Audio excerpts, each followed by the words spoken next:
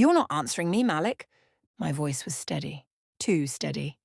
Is she still in your life? I asked again. Are you still seeing her? Malik exhaled slowly. No. Relief tried to enter the room, and then he paused. But it's not that simple. And just like that, everything tightened again. What do you mean? I asked quietly. It's not that simple. Malik took a step toward me. I didn't move. I ended it, he said. But what? I cut in. He hesitated, and that hesitation said more than anything else. Call her. The words left my mouth before I could soften them. Malik blinked. What? Call her, I repeated. Now. Silence. And put it on speaker. Malik walked toward me slowly, his hands slightly raised like he was approaching something fragile. Let's not do this, he said quietly, please. Don't you dare touch me, Malik. He stopped. Right there, between us.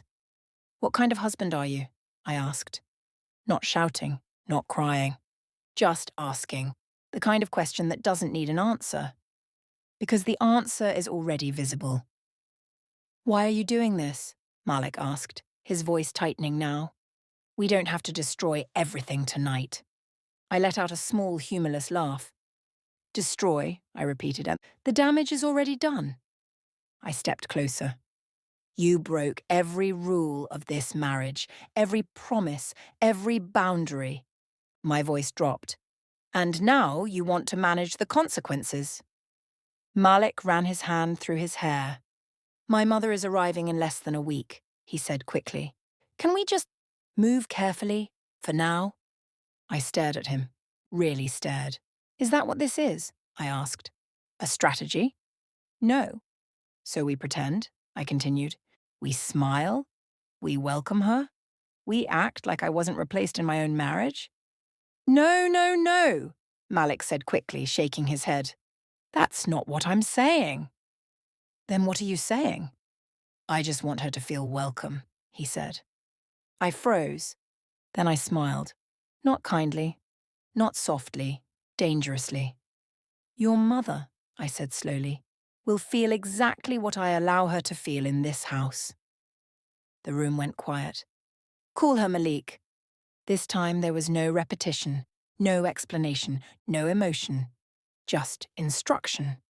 Malik didn't move. He looked at me, then at the twins, then back at me, and I saw it.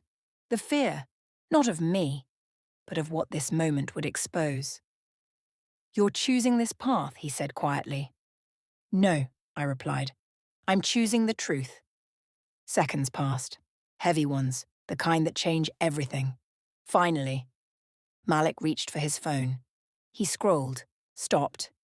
His thumb hovered over a name. Adama. He looked up at me one last time. And for the first time since I met him. Malik looked like a man with no control left. Then he pressed call. The phone rang, once, twice, 3 times. Then, a voice. Soft, familiar, unaware. Malik? I didn't move, and I didn't blink. I didn't breathe. Put it on speaker, I said. The room held its breath. Malik? Her voice came again. Soft, familiar, unaware. Malik didn't speak.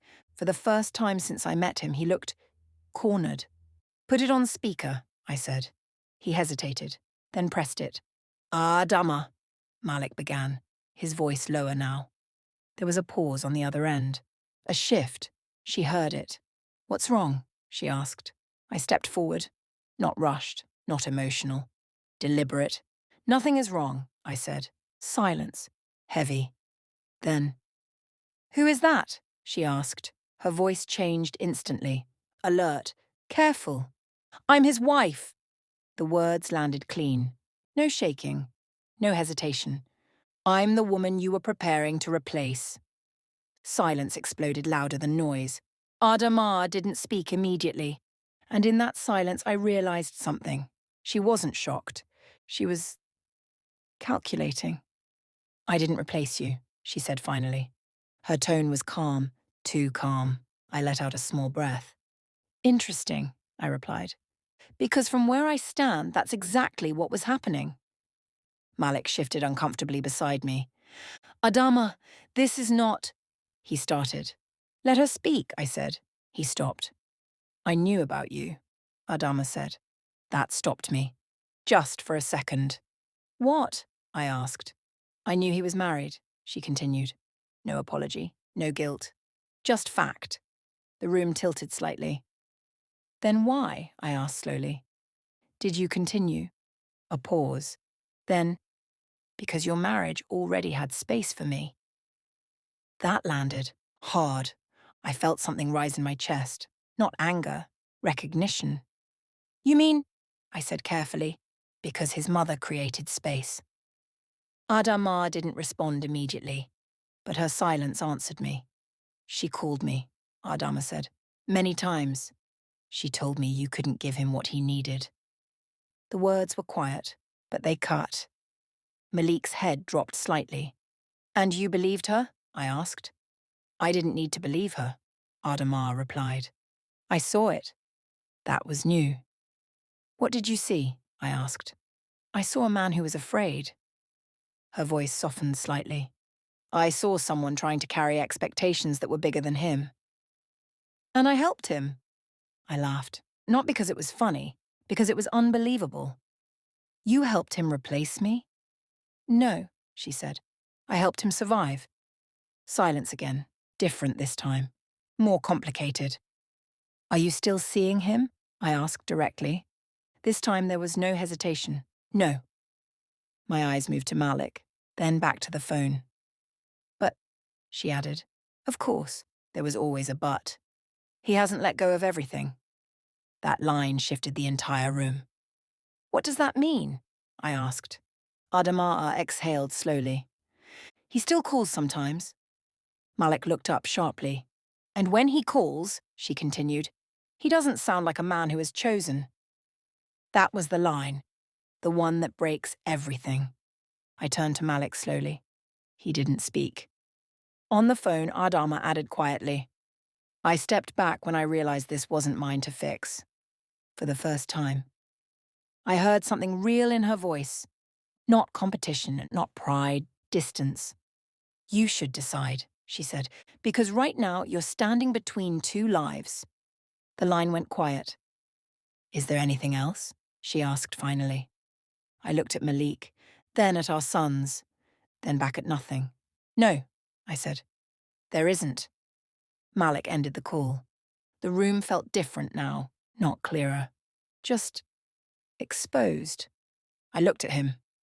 Really looked. And this time there was nowhere left for him to hide. You don't get to stand in between anymore, I said quietly. You choose. Hi again. Thanks for watching this latest upload. Episode 13 of our story, titled Love and Legacy. Please like and share our stories on your WhatsApp group chat and subscribe to support the growth of our YouTube family and channel. The silence after the call didn't feel like peace. It felt like aftermath. I stood there staring at Malik. Not angry, not broken, clear. I was a fool, I said quietly. The words surprised him. To listen to you, to trust you, to believe that what we had was protected. My voice didn't shake. If I had known... I paused, then corrected myself. No, that's not true. I looked at him directly. I should have known. Malik took a step toward me. Please, don't, I said. One word. He stopped. I'm going to make this very easy for you, Malik. The room tightened again. Your mother's visit, I continued slowly, is not happening. His face changed instantly. What? She is not welcome in this house. Why are you doing this? Malik asked, his voice rising now. She's my mother. We're talking about your mother-in-law. My decision is final. I didn't raise my voice. I didn't repeat myself, and I just held his gaze. Reschedule her trip, I said. Immediately. Malik shook his head, pacing now. You don't understand what this means, he said. The impact this could have... I don't want to hear it. That stopped him again. You don't get to talk about impact, I continued. Not after everything you've done. I stepped closer. This house is the only place I get to feel safe. A beat. And the woman who tried to replace me in my own marriage does not get invited into it. Malik ran both hands over his face. This is too extreme, he said. No, I replied calmly. This is clarity. I picked up one of the twins gently, held him against my chest, grounded myself. It's either you reschedule her visit, I said, or I leave this house with my children. The words settled between us, heavy, real, irreversible. Malik looked at me like he was trying to measure something. Not my anger, my resolve. Okay, he said finally, raising his hand slightly. I hear you. But his voice wasn't steady. You have to think about what this could do to us. I shook my head slowly. No. You have to think about what you've already done to us. Silence again. You said you were afraid, I continued quietly. You said you didn't know how to choose me. I stepped closer. Now there was no distance left between us. Well, I held his gaze. This is you choosing. He didn't respond, because there was nothing left to defend. You have 48 hours, I said. No emotion. No hesitation. Right now, I added, softer but firmer, we need space. A reset. Not a performance. The twins shifted gently in their sleep. The city lights flickered outside. Life continuing. Inside the room, everything had changed. Malik stood there, still, silent, cornered not by me, but by the truth. And for the first time, the future of our marriage didn't feel uncertain. It felt conditional, ticking. Hi again. Thanks for watching this latest upload. Episode 13 of our story, titled Love and Legacy.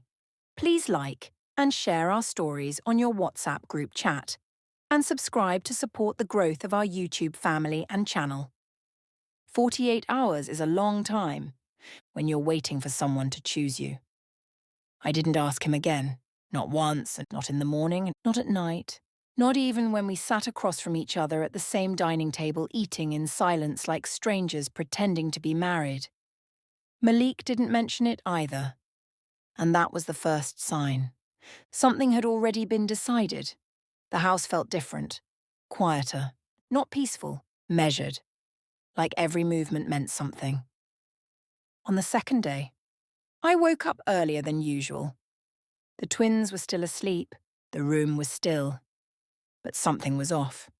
Malik wasn't in bed. I sat up slowly, listened. Nothing. Then I heard it, his voice, low, careful, coming from the living room. I stepped out of the bedroom quietly, barefoot, the floor cold beneath my feet. He was on the phone. I told you already, he was saying. A pause. No, it's not happening like that. Another pause. His back was turned to me. I'm not bringing her into this house. My heart slowed, just slightly. She'll have to stay somewhere else. Everything stopped. Stay somewhere else? I didn't move, didn't speak, just stood there. So tell me honestly, what would you do if you discovered you were the standby wife? Watch the full story on our YouTube channel. Listening. Please don't make this harder than it already is, Malik said, his voice strained now. I stepped forward, deliberate, so he would hear me. He turned, and when he saw me, he knew. He ended the call immediately. Who was that? I asked, even though I already knew. My mother, he said, of course. And? I asked. He hesitated, just for a second. But that second was enough. She's still coming, he said. The words didn't hit me immediately, that they landed slowly, like something sinking. She's what? I asked. She's still coming, he repeated. But she won't stay here. I stared at him, trying to understand what kind of decision this was. So this is your choice? I asked quietly. You keep both? No, Malik said quickly. That's not what this is. Then explain it to me, I said. He stepped closer. Careful again, measured again. I chose you, he said. I almost laughed. You chose me, I repeated, by bringing the woman who tried to replace me into the same city. She's my mother, he snapped. For the first time in 48 hours. Emotion, real emotion. And I'm your wife, I replied. Calm, dead calm. Silence. You asked me to choose, Malik said. I did. No, I said softly. You compromised. That hit him. I told her she cannot come here, he continued. I told her things are different now. But she's still coming, I said. Yes. And you're okay with that? He didn't answer, because there was no good answer. I nodded slowly, everything inside me. Settling. Not breaking. Settling. Okay, I said. Malik frowned. Okay? Yes. Something about my calm made him uncomfortable. What does that mean? He asked. I looked at him fully now, not with anger, not with pain, with decision. It means you've made your choice, I said. And now? I paused. I'll make mine. The room shifted. What are you saying? Malik asked. I didn't answer immediately. Instead, I walked past him, back into the bedroom, opened the wardrobe, and took out a suitcase. From the living room, I heard it. Wait. But I didn't stop. Because for the first time since all of this began, I wasn't reacting. I was choosing, and somewhere in the distance. A phone buzzed again. Malik's phone. He looked at it. Didn't pick it up. The name on the screen, Adama. The phone kept ringing. Adama's name still glowing on Malik's screen. He didn't pick it up. Then, another vibration. Softer, but louder. My phone. I glanced at the screen and froze. My mother, I said quietly. Malik looked at me. Really looked this time. And for the first time in hours, something like hope flickered in his eyes. Answer it, he said. I didn't move. The phone rang again. And again. Then Malik stepped forward. Gently, but deliberately. Let me, he said. Before I could respond. He took the phone from my hand. Hello, Ma, Malik said, his voice suddenly softer, respectful, measured. I watched him.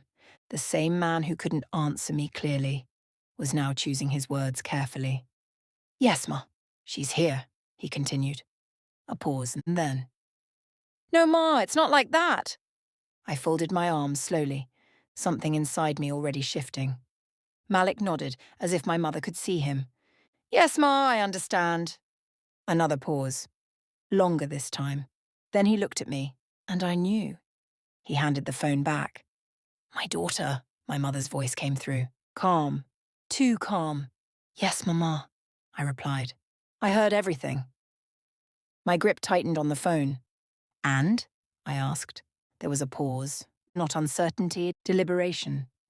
My daughter, she began again, softer now. You are right to be hurt. That almost broke me. Almost. But, she continued, and there it was. In marriage, sometimes what is right is not what keeps the home standing. I closed my eyes briefly. Mama, I started. Listen to me, she said gently. Not harsh, not forceful, but firm. That woman is his mother. I didn't respond. You don't have to accept what she did, she continued, but you must be wise about how you respond. My eyes moved slowly to Malik. He wasn't looking at me. He was listening. Carefully. If you close the door completely, my mother said, you may also close something you cannot reopen. The room felt smaller. So what are you saying? I asked quietly. I am saying, she paused, allow her to come. Silence. Not for her, my mother added. For you. That didn't make sense. For me? I repeated. Yes, she said. So you can look her in the eye. So you can stand in your place. So she knows you are not going anywhere. That landed differently. I swallowed. And Malik? I asked. A softer pause this time. Malik must prove himself, she said. That is his burden now. My eyes shifted back to him. He finally looked at me. Not confident, not relieved, waiting. You don't fight everything by leaving, my mother continued. Sometimes, her voice softened, you win by staying. The line went quiet. I didn't speak. Malik didn't move. And for the first time, the decision didn't feel simple anymore. Because now, it wasn't just about betrayal. It was about power and how I chose to use it behind me. Please like and share our stories on your WhatsApp group chat and subscribe to grow our YouTube family and channel. Don't go yet. Have you watched one of our recent uploads titled, How I Missed the Wife I Should Have Married? It's an emotional roller coaster. We will appreciate your comments and support. Leave us a comment below, let us know where you're watching us from. Thanks to the rising numbers of our amazing viewers and followers from London, New York, Canada, South Korea, South Africa, Jamaica, and the Philippines. Welcome to this episode. The knock was soft, but in a house like ours, even softness carried weight. The knock on the door that evening interrupted what was already a fragile relationship and marriage. I opened the door, and there she was.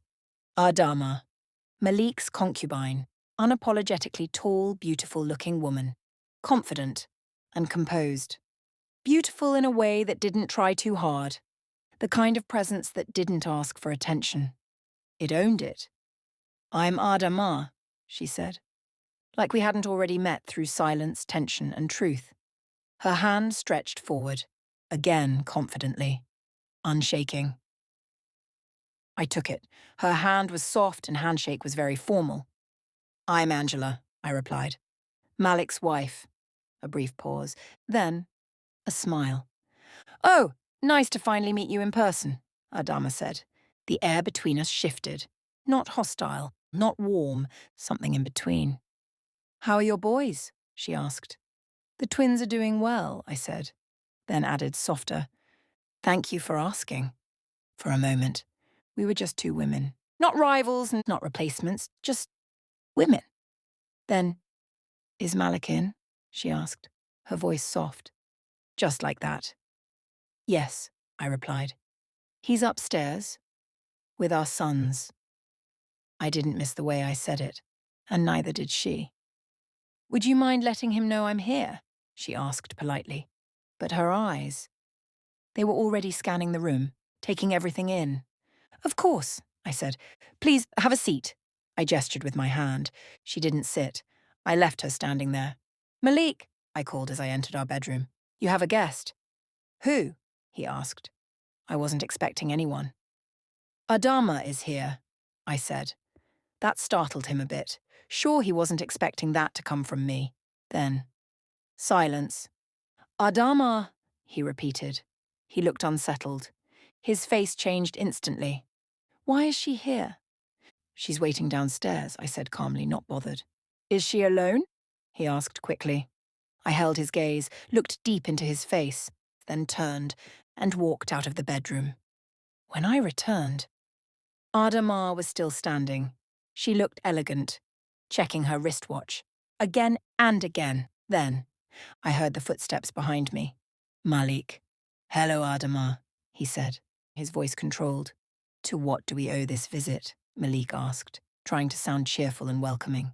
Is everything okay with the girls? We're fine, she replied. Very calming.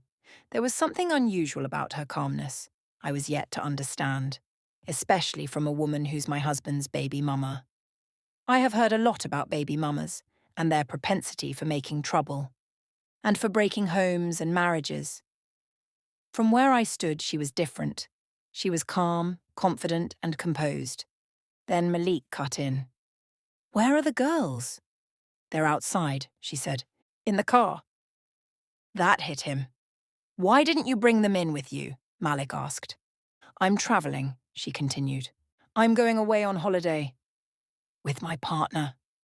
The word landed like a quiet explosion. Partner. Everything I had wondered. Shifted. Settled. The word partner landed heavily. Not just that, it actually settled everything I had been thinking about Malik and Adamar. Schools are closing soon, she continued. I was wondering if the girls could spend some time here. With you? She said. Then a pause. She looked at me, then continued. Spend some time with their twin brothers. Adamar continued. The girls could do with the opportunity to have a little time bonding with you guys and their little brothers. Malik looked in my direction for the answer, then asked me, Can we play host to the girls? Not as a husband. As a man asking for permission. Can we? He asked. I held his gaze, then nodded. Yes. His shoulders dropped slightly. Thank you, she said, looking at me now. Not him. Please, I replied softly. Call me Angela, whichever is easier for you. She smiled. Noted. For a moment. There was peace. Both women were much more relaxed, like they'd known each other before. Then Adamar said, I probably should go now, she said. The girls are probably waiting for me. They can be very impatient sometimes, she smiled. We're late for a birthday party. We walked her out. The girls were in the car, waiting, as Malik walked towards the car to greet his daughters, leaving us behind. Adama slowed down and looked at me and said, I'm truly sorry for what I did to your marriage. It wasn't dramatic. It wasn't rehearsed. It sounded real and regretful. Really? I asked. I wasn't expecting that to happen so soon. I looked at her straight into her eyes. I'm sincerely sorry for what happened between myself and your husband, Adamar said. Then she added from the bottom of my heart, Please forgive me. I studied her, long, carefully, and in that moment, I saw it. Not a rival, not a threat, a woman who had been used, just like me. I didn't know if that was the closure I wanted from Adama for daring to interfere in my marriage or not. Again, I thought about it. She's equally innocent in all this, just like myself. She was equally used and dumped by Malik's manipulative mother. My mother-in-law. All in the name of wanting a male grandson. I looked at her long and hard. Then I said, I forgive you. Apologies accepted. Her eyes softened. We stepped forward and embraced. Not as enemies, but as survivors. We both embraced each other, like we were two sisters reuniting after losing contact for many years. Then she leaned closer and whispered, When your mother-in-law comes. A pause. Show her who the wife is. I froze, because I had heard that before. My mother. Same words, different voice. I pulled back slowly. She handed me a card. She hugged me again and said, Look after yourself and your home. You have my contact and business card. If you ever need to talk or need anything, don't hesitate to call me. We both smiled and looked at each other like sisters. Then she turned and walked away. I stood there, watching, as she introduced Malik to her partner. And just like that, everything changed, because now there were no secrets left. She already has a new man. For Ada Amar, my husband Malik, is now a closed chapter. She's moved on, and he's lost her completely. Honestly, if you asked me, I didn't expect to meet Adama like this. But it happened. I smiled and waved at them as they drove off. Adama is not involved anymore, she's moved on. But this could just be the beginning of my mother-in-law's nightmare. I'm a woman on a mission with only consequences. I'm already winning without trying, without lifting a finger. Watch out for the continuation of this story, titled Love and Legacy, in the next episode.